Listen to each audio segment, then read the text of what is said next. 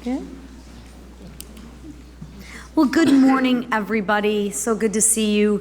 I want to start by continuing to offer my prayers for the safety and security of our service members and all Americans in the Middle East. God bless them and God bless our troops who are keeping us safe. Now, over the weekend, President Trump delivered peace through strength. Operation Midnight Hammer was not only a historic and successful mission, it was a message to Iran, a message that resonates for years, if not decades to come. Iran will never be allowed to attain a nuclear weapon. And if Iran continues to try to go down this path, prepare to face the full fury and wrath of American firepower. Because of President Trump's decisive action, the world is a safer place. And let me be clear, America is safer, Israel is safer, and our allies are safer. And like President Vance said, we are not at war with Iran. We are at war with Iran's nuclear program. The war against their nuclear program is already paying off. And thank you to President Trump for his decisive action again. Peace through strength is working.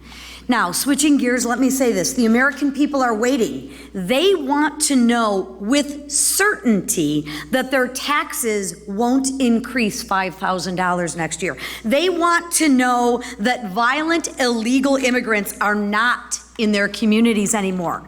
But they don't have it yet, because unfortunately, they're still waiting for the one big, beautiful act. And each day that goes by is another day that Americans don't have the certainty that they deserve. Whether you're a small business owner, a senior on Social Security, a tipped service worker, or a first responder working overtime to protect our communities, the one big beautiful bill helps you. Americans should not have to wait any longer. There's no time to waste.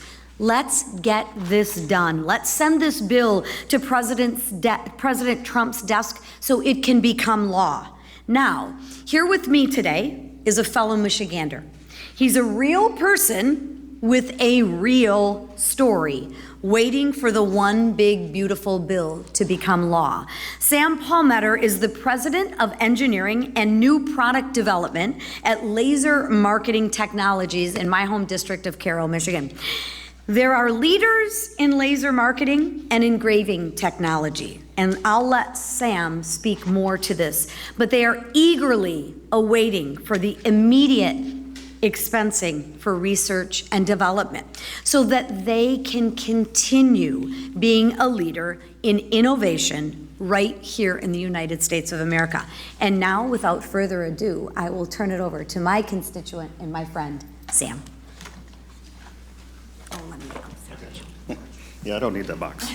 Good morning. I'm not quite that tall, but I don't need that. So just real quick, Lisa has been such a spitfire for us in our district, not just during an election campaign year. She's in our factories, in our offices, year after year, checking on us, seeing what we need in our areas, and we can't appreciate her more. In all honesty, this lady doesn't need to do this, and she's doing it from her heart, and I can't thank her enough for what she's doing personally to really help manufacturing in America. So with that, let me get on track here for y'all, right? So thank you to House Republican leadership, including my Congresswoman, the awesome Chairman, Lisa McClain, for this opportunity to share the reason the big, beautiful bill needs to be signed into law. As the founder of Laser Marketing Technologies over 20 years ago, and as a lifelong resident of Michigan, a manufacturing state, I've seen firsthand the demise of the manufacturing sector in America and good-paying manufacturing jobs. It has slowly been outsourced to other countries that have taken advantage of the U.S. My company is one of the last two laser technology companies fully owned and operated in America. We had a third competitor from Ohio that tried to hang on but went bankrupt and was subsequently purchased last year by a foreign entity. Now think about that, right? These are the guys, we're the ones that are in the background supplying a lot for the Department of Defense, other items that are critical to our sovereignty. And this is going to foreign actors that own it. So this is what's happening to America. Our manufacturing IP is being bled off to other countries. It needs to stop now, before we don't have the manufacturing and intellectual property to build what is needed for our military and other vital industries. So with that, the following items in the One Big Beautiful Bill Act that really matter to me and many other small business owners, not just in Michigan, but throughout the U.S., are the permanent increase of the qualified business income deduction to keep our taxes low and competitive on a global scale, not just in the U.S., but we are competing against everybody else. So why is our taxes so much higher than other countries? No tax and overtime was great for my employees. Just imagine if you're in trades, right? You're a trades person and you work an extra 20 hours and you get your check and you look at it. You guys ever go through this, anybody? Maybe not, but if you're in trades or anything like that, even if you work at a grocery store and you see that overtime, you think you're gonna bring that in, and it's half of what you thought it was gonna be because somebody else got your money, it didn't go in your pocket and it never will. Let's change that, right? That's part of this big, beautiful bill. That's really, really phenomenal, and that should really resonate with everybody that's actually working with their hands, right? The people that serve you food, everything. Specialty deduction allowance for qualified production property. This will allow us to invest into the future and will immediately allow us to double our manufacturing space. So instead of expensing this off across 40 years, I'll be 90 years old by then, right? What's that gonna matter to me?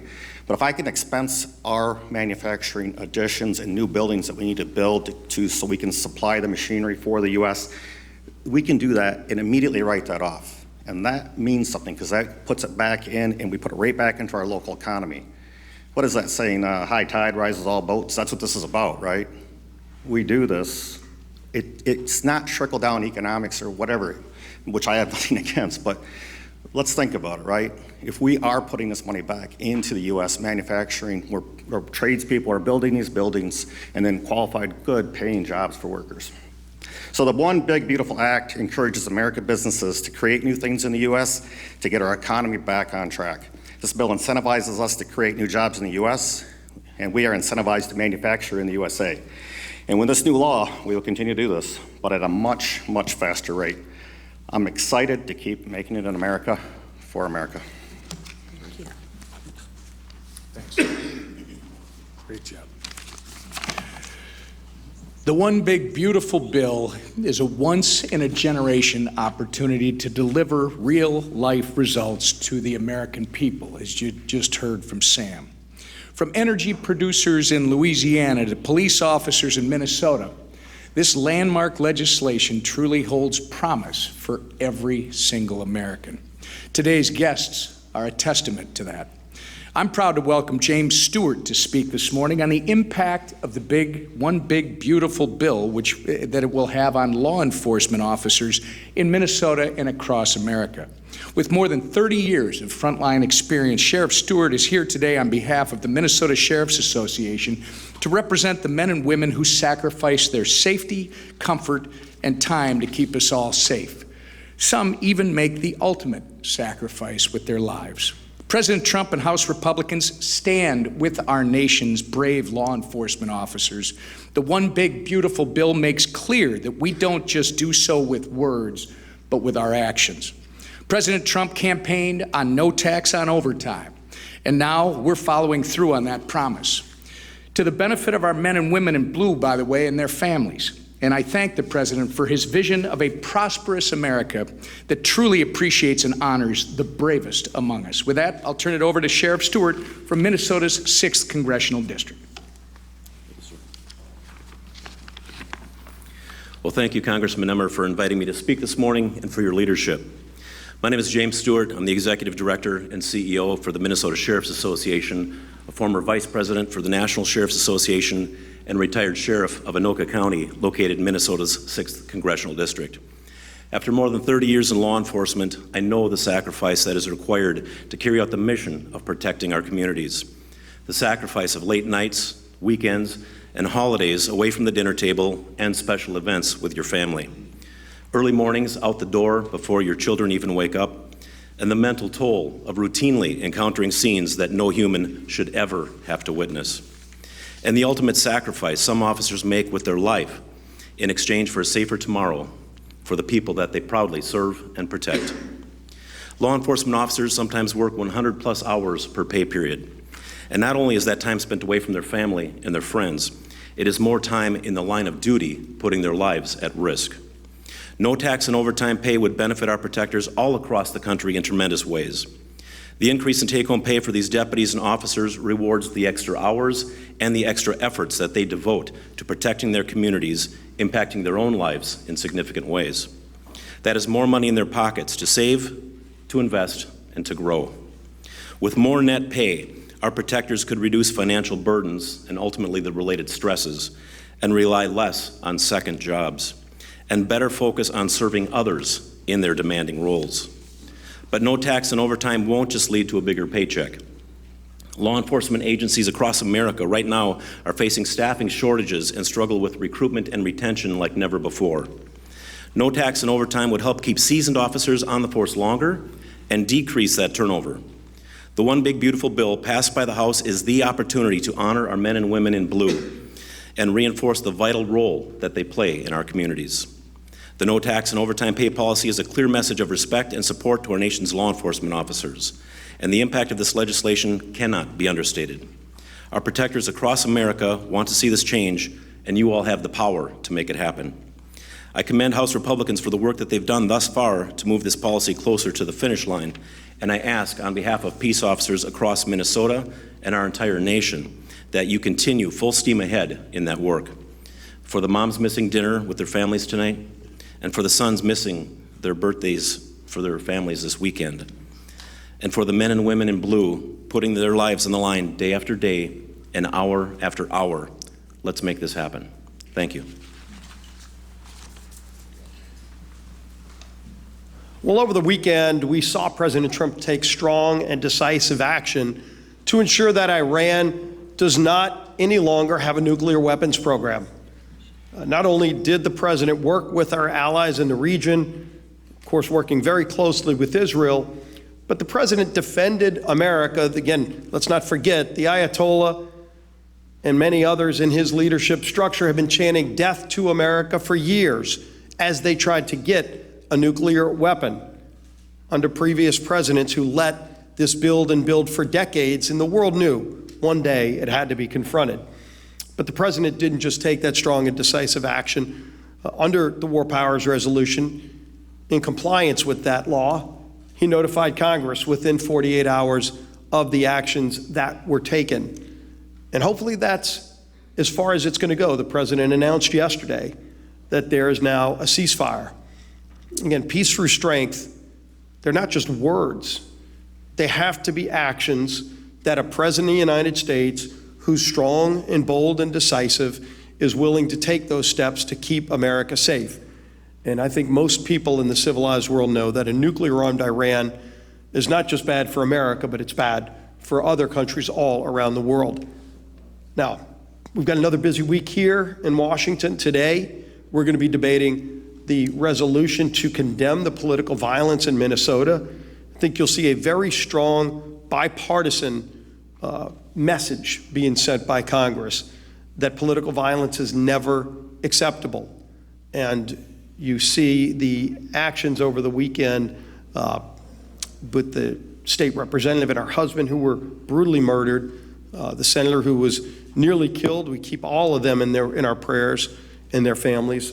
But we know that justice will prevail, and ultimately in America, we need to be united when we say that political violence is never the answer. We're going to also bring more legislation to protect Americans from illegals who come here and commit violence against our constituents. Somebody gets a DUI here while they're here illegally. And I saw this in my own district where you had an illegal who came about 8 times the legal limit and murdered an 18-year-old girl and her boyfriend. And he was fine, but they are no longer with us. And we see this every day in communities all across the country.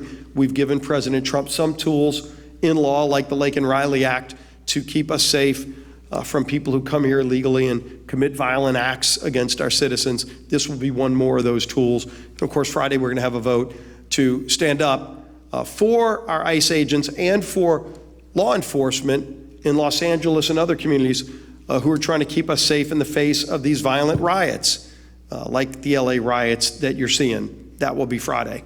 Of course, the overarching focus has been on the one big beautiful bill. The Senate finally has the legislation. They're moving forward. We've continued up here to talk about so many great things that this will do to get our economy back on track, to put more money in the pockets of hardworking families through so many provisions like certainty in the tax code, ensuring that you don't have a massive tax increase that would hit lower and middle income families.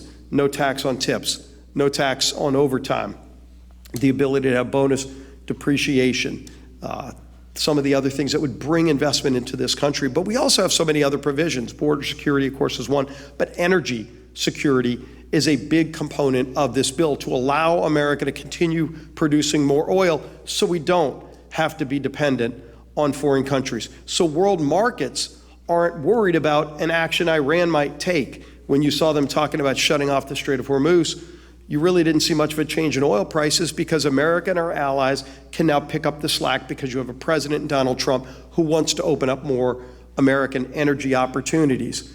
And so do our friends around the world. And in this bill, we have a number of provisions to do that. But rather than me talk about those provisions, and I love the great work that South Louisiana is involved in so many different fronts at producing energy for the rest of the country and the world, but I am proud to have one of my constituents, Paul Danos, whose family for 3 generations has been involved in the energy industry. He knows just what it takes to produce American energy and the challenges that can be posed if Congress and the White House don't get it right, and what opportunities we have ahead for our country if we do get it right. That great leader is my friend, Paul Danos. Thank you, Leader Scalise, for having me here today for that introduction. Good morning, everyone. My name is Paul Danos. I am CEO and one of the owners of Danos. We are a 78-year-old, third-generation family-owned and managed energy services firm headquartered down in Southeast Louisiana. We provide frontline workforce that enable companies to explore, produce, and develop the energy in the Gulf of America. I'm honored to share with you the positive impact that this bill will have on family-run businesses in our areas and our employees around the country, and how critical this bill is for American energy dominance. I'm honored to represent so many hardworking people that provide safe, reliable, and affordable energy to our country. My grandfather, Alan Danos Sr., he took a risk. He had a dream in 1947 to create jobs for his community, prosperity for his community, and security for our nation. But during the previous administration, that sort of innovation and spirit was stifled. Oil and gas leases were canceled, they were nullified, and altogether stopped. This bill is a lifeline for American energy and restores the kind of predictability that businesses like ours need to invest and to grow. Predictability keeps capital flowing, and when capital flows, companies like Danos can invest in equipment and jobs and people and technology at home. You see, offshore projects take years to build. They're multi-billion-dollar investments, and without clarity and consistency with lease sales, businesses can't make the long-term investment decisions that are needed to grow their workforce and acquire equipment. So when lease sales stall or disappear, that doesn't just cause a pause in our business. Those opportunities can vanish. So when that happens, good paying jobs across the Gulf Coast and really around the country, because the supply chain throughout the country supports our energy in the Gulf of America. And that American energy and security is jeopardized. So this bill will help to restore American energy dominance. It'll make everyday goods less expensive, and it'll create jobs to secure America's energy future. And we know that energy security is national security.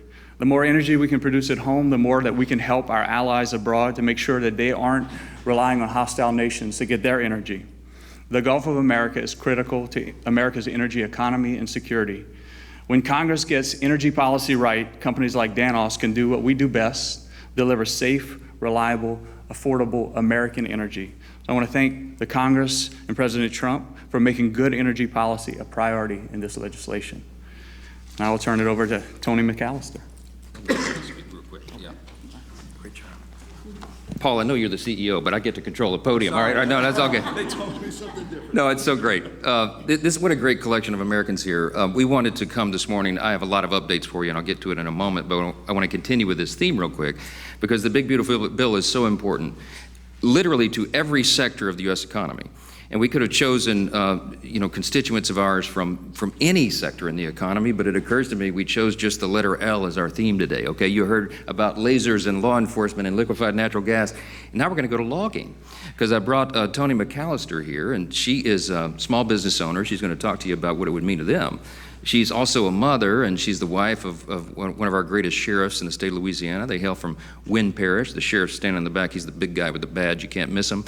But I'm so grateful that Toni is here with us. Now I'll turn it over to you. How about that? All right. Thank you, Mr. Speaker, for having me today. So my name is Toni McClain. I'm a proud resident of rural Louisiana in the 4th Congressional District. I am a Louisiana logger. I'm a mom, I'm a wife of a Louisiana sheriff, and as a logger for years, small businesses like ours, with our team of 30 hardworking employees, have carried the weight of this governmental system that often seems to grow on the backs of small businesses and middle-class families like mine. It's been tough, it's been challenging to compete and to grow and to simply get a fair chance to thrive right here in the U.S. But today I'm filled with gratitude. I am thankful to President Trump and the House Republican leadership who have made it a priority to reset this system, to put hardworking Americans first, to support the businesses and the families who are the backbone of this great nation. When the One Big Beautiful Bill is signed into law, it will finally give small businesses like ours a better opportunity to not just to survive, but to grow and to succeed. Some of these have been mentioned already, but just as a reminder, this legislation will lower the effective tax rate for producing in America, increase and make permanent the small business deduction, double immediate small business expensing, and reduce reporting burdens for small businesses. In Louisiana, timber is not just what we do, it's who we are. It's the largest agricultural product in the state, and it is vital to the survival of so many rural communities across our state and across the South. This bill recognizes this impact of small businesses just like mine. It protects us, it strengthens us. For far too long, the U.S. has been one of the largest importers of raw pulp, pulpwood, and timber products. This has led to the shutdown of many mills and the loss of way too many American jobs. So I want to personally thank the President for continuing to fight to reduce unregulated imports from other countries and for standing firm to support American-made products by American workers. Another piece of this bill that hits even closer to home is the historic investment in our border security. This will protect our communities and support our law enforcement officers and agencies by keeping dangerous illegals out of our country. As a wife of a Louisiana sheriff, knowing that this administration is working hard to stand behind law enforcement gives me a peace of mind. It empowers our officers, federal, state, and local, to do their jobs because they know they have the backing of this administration and the Republicans in Congress. It means the world to me to see the leaders who value the safety, well-being, and dedication to those who put their lives on the line for us every single day. The One Big Beautiful Bill is more than policy, it's progress. It's progress for small business owners, for working families, for rural communities, and for our law enforcement. Again, thank you, Mr. Speaker, for having me. Thank you to the President for seeing us. Thank you for standing with us. Thank you to the House Republicans for working hard to get this done, not just for today, but for future generations. Thank you. Thanks so much. It is about progress, Toni. That's so well said. And I'm so grateful for these fine Americans who stood here representing hundreds of millions of Americans in all their various endeavors. And this bill, the One Big Beautiful Bill, is geared for those hardworking Americans. It is going to help all boats rise, and we are so excited to get this thing over the line, and I'll give you more updates on that. In the meantime, Tony and Paul and Sam and Sheriff Stewart, thank you again for your time this morning. Let me zoom out. We'll just talk about foreign affairs quickly, and then we'll zoom back in on the big, beautiful bill. I know the conflict in the Middle East is top of mind for everyone, and it is for us as well. Over the weekend, of course, President Trump fulfilled what was a bipartisan, long-standing national security priority by carrying out successful strikes on Iran's nuclear facilities. Everyone around the world applauded this expertly performed duty by our extraordinary, unmatched military. Some of them applauded loudly and openly, and some of them quietly, but everybody except the evil regime in Iran knows this was the right thing to do. It's important to remember who we're discussing here, okay? Evil is the right word. Iran is the largest state sponsor of terrorism on planet Earth. The Iranian regime has been responsible for thousands of American deaths over the years, and an untold number of maimings with roadside bombs all over the Middle East. They have funded and propped up terror proxies like Hamas, Hezbollah, and the Houthis, and their stated goal is the death and destruction of America, and of course Israel. That's why for decades presidents have talked tough on Iran. They've talked tough. President Clinton said, quote, "I believe all the Western nations have an overriding interest in containing the threat posed by Iran," unquote. President Obama, he said, "I have stated that Iran will never be allowed to obtain a nuclear weapon," unquote. President Biden, quote, "We will not," let me say again, "we will not allow Iran to acquire a nuclear weapon." But it was President Trump who did more than talk. He acted, and it was long overdue. And his decisive action led to a weakened and vulnerable Iran that gives them no other choice than to come to the table, which they refused to do in good faith before. The president secured a ceasefire between Israel and Iran, and despite of the temporary disruption this morning, we believe that will hold. Peace in the Middle East has never been closer within our grasp, and that is something that we should all embrace and applaud. And we were heartened to see even people on the other side of the aisle, right-thinking, common-sense folks, say that this was the right move. The ceasefire is fragile, but it is very real. I spoke to the president this morning right before Air Force One took off from the tarmac. He's headed over to the NATO meeting, as you all know. And we talked about his frustration with the temporary disruption and the ceasefire overnight. And he told me he had just spoken to Prime Minister Netanyahu and encouraged him not to retaliate in any heavy way. And I think that request has been heeded. I told the president that I would immediately echo the same sentiment to my counterpart over there and my good friend, Speaker Ohana and the Knesset. I did that. I believe that Israel and the United States are locked arm in arm on this, and that unified front and that common goal is what is going to maintain peace. So I just want to say overall, this is America First policy in action. This is, as has been said here already this morning, the penultimate demonstration of peace through strength. This is what it means. But you got to have a strong commander-in-chief to make sure that happens. Regarding the presidential authority, now naturally, we've got some Democrats here on Capitol Hill who they have an allergic knee-jerk reaction to anything that President Trump does, no matter how noble and good. And they of course, are opposed to his latest work to make Americans safer and bring peace in the Middle East, if you can imagine that. Some have even called for his impeachment over this. It's absolutely outrageous. It would be comical if it were not so serious and stupid.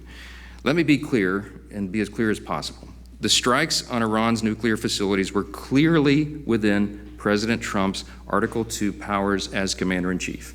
It shouldn't even be in dispute. Allow me to put my constitutional law hat on for a moment, because that's what I used to do, because both the law and the precedent are important for everyone to understand here. This may answer a lot of questions that you might ask this morning. The framers of our Constitution never intended for the president to seek the approval of Congress every time he exercises his constitutional authority under Article 2 as commander-in-chief. Alexander Hamilton argued in Federalist number 70, just for one example, that, quote, "Energy in the executive is a leading character in the definition of good government. It is essential to the protection of the community against foreign attacks," unquote. This is why the framers did not explicitly set restrictions on the president when it comes to using military force. They understood something very practical about our matchless legislative body here in our Constitution. The way the Congress was set up, they knew it would be a deliberative body, and they knew that process by necessity would take time. And in an emergent and imminent situation, time is not something we always have the luxury of. And so they wanted, in moments of danger and conflict abroad, for one single hand of authority, to have that authority to act decisively and effectively. Now we're hearing some talk about the War Powers Resolution. What is that exactly? Congress passed that legislation in 1973 under President Richard Nixon. It bars the use of armed forces in conflict beyond 60 days without congressional authorization or a formal declaration of war. A 30-day withdrawal period follows thereafter under the statute. It also requires that the President inform Congress within 48 hours of use of military force. Obviously, President Trump did that. Obviously, in the modern era with the 24-hour news cycle and social media, nothing goes by unnoticed. This might have made some sense in 1973, but I'm not even sure it was constitutional, and I'll tell you about that as well.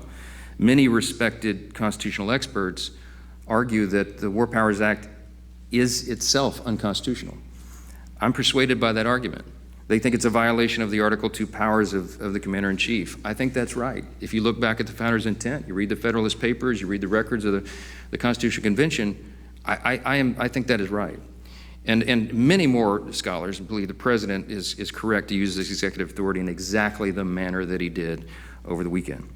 I am a jealous guardian of Congress's Article I authority. We are the defenders of it here, and we take it seriously, and I always will be. But exercising the authority to declare war isn't something we've done since World War II. And everybody in this room knows, since then we've had more than 125 military operations, from Korea and Vietnam to Iraq and Afghanistan. They have occurred without a declaration of war by Congress. Presidents of both parties have exercised that authority frequently. A few recent examples: President Biden ordered strikes on Iraq, Syria, and Yemen. President Obama launched an 8-month-long bombing campaign in Libya to oust Gaddafi. President Clinton initiated air patrols and air strikes in Bosnia and a bombing campaign in Yugoslavia. Every one of those actions were taken unilaterally and without prior authorization from Congress. The bottom line is the Commander-in-Chief is the President. The military reports to the President, and the person empowered to act on the nation's behalf is the President. The last few days have unfolded exactly as the law outlines and as history has demonstrated and as the framers of the Constitution intended. I'm convinced of that. Let me change subjects and we'll zoom in back to domestic affairs and the one big beautiful bill. I will say it's very relevant to the discussion about global affairs because one of the things, as you all know, that the big beautiful bill will accomplish is it will support our military funding. While congressional Democrats feign concern about the safety and well-being of U.S. service members, House Republicans are working to deliver legislation that actually accomplishes that and supports them. I think it's really important that amid this global threat landscape that we point out there's never been a better time for a piece of legislation, a generational, once-in-a-generation opportunity legislation like the One Big Beautiful Bill. This bill funds President Trump's Golden Dome to bolster long-range missile defense capabilities. How many of you know that's kind of important right now? It accelerates the modernization of our nuclear deterrent. Couldn't have a better time for that. And it revitalizes our defense industrial base. Here's a few specifics. $34 billion to expand the size and capabilities of our naval fleet. To $25 billion for the Golden Dome. $21 billion to restock America's arsenal of munitions and ramp up domestic production of rare earth and critical minerals. $13 billion for nuclear deterrence. $12 billion to enhance military readiness, among many other great provisions that I won't bore you with listing. It's exciting stuff. And the One Big Beautiful Bill is a generational investment in American military might. And we need to get it to President Trump's desk as soon as possible. I think we will. With that, I'll take a few questions. Chad. Considering how much this bill has changed in the Senate, how are you going to be able to pivot and sell your members on a vastly different product so quickly? Before characterize what that's going to be like, the President says you need to be here this weekend. Are you going to keep members here without anything to vote on, with no clarity on when the Senate's going to send that across? Yeah, first thing first, I don't think we can say it's a vastly different product. Don't prejudge it yet. We're still awaiting the final details. We've given space for the Senate to work. They're a separate chamber, of course. I've been emphasizing from the very beginning, this is a one-team approach. The House and Senate Republicans working together in tandem with the White House. There's no daylight between any of us on the ultimate goal and objective. When we set what you all thought were audacious deadlines in the early part of the year, and I said we would do our bill by Memorial Day, many of you smirked. I saw your faces. You laughed at me when I said that. But we beat it by 4 days, okay? When we said we would get the whole thing to the President's desk by July 4th, and that was our objective, many of you also rolled your eyes, but we are on target right now to do that very thing. So if the Senate acts accordingly, and they act according to what we expect right now, we work out the final details, they would get that passed maybe by Friday, Saturday. And I've told our members, we just had the big House Republican Conference meeting, the weekly meeting, and I said, keep your schedules flexible. July 4th is always a district work period, as is tradition, so everybody can go home and celebrate the 4th of July with their constituents and their families. But there's nothing more important that we should be involved in and can be involved in than getting the one big beautiful bill to the President's desk. So if the Senate does its work on the timeline that we expect, we will do our work as well. And I think everybody's ready for that.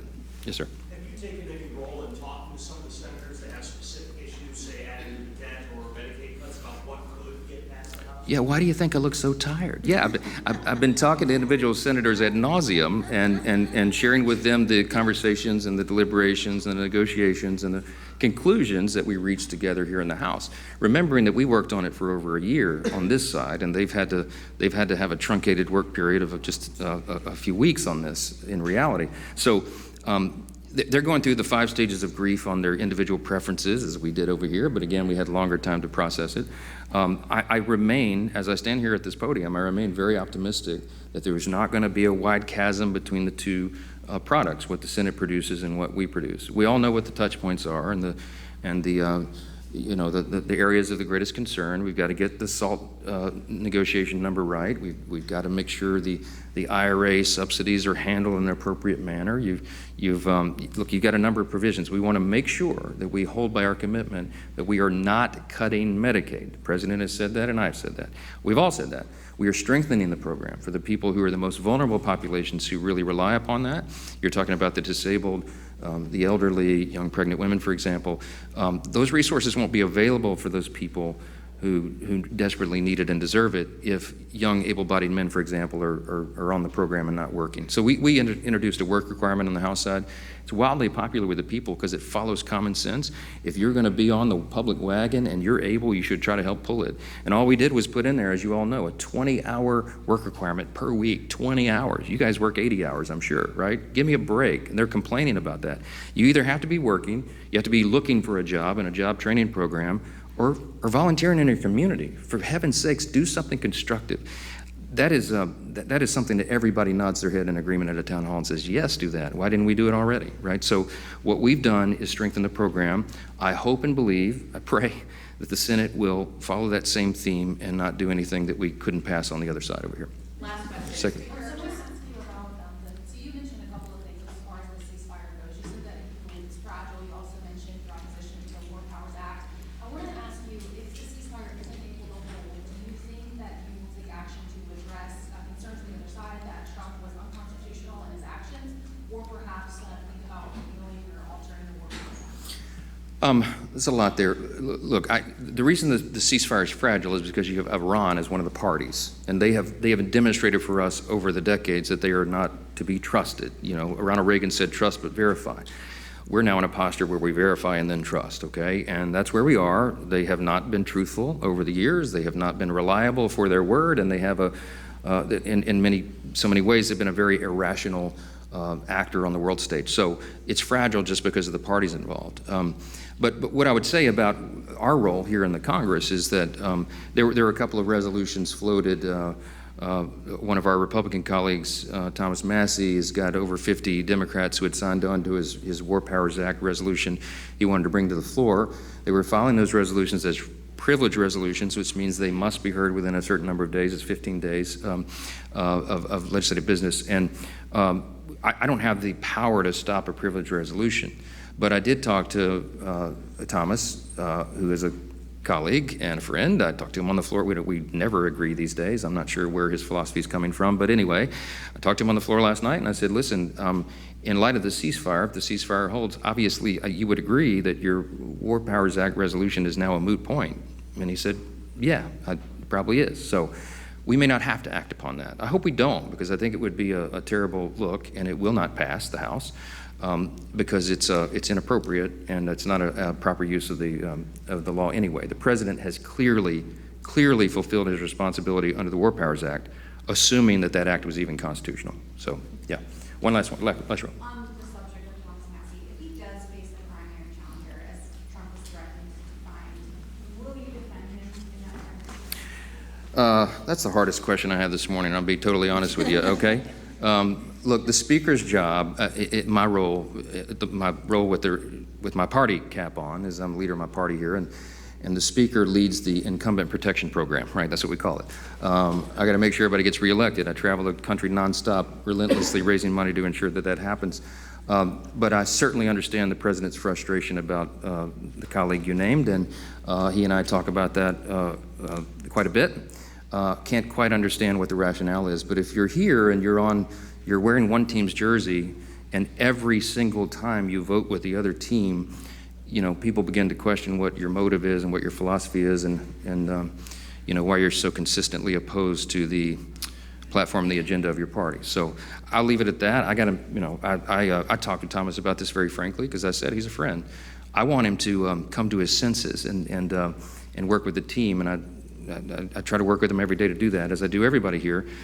So that's my answer this morning, okay? Thanks so much. Appreciate it.